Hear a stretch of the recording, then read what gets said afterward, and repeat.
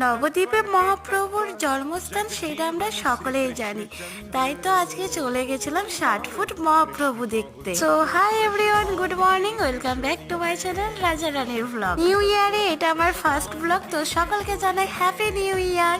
নতুন বছর সকলের অনেক ভালো কাটুক। আগের ব্লগে তোমরা দেখেছিলে বছরের শেষ দিন আমি গেছিলাম নবদ্বীপে জল মন্দির, আর আমি চেয়েছিলাম বছরের শুরুটা ভগবানের নাম দিয়েই শুরু হোক, সেই জন্যই চলে এসেছিলাম 60 ফুট মহাপ্রভুতে ঘুরো করতে। এই জায়গাটাই এক কথায় অপরূপ সুন্দর। এই জায়গায় আসলে মনে হয় যে বৃন্দাবনে চলে এসেছি।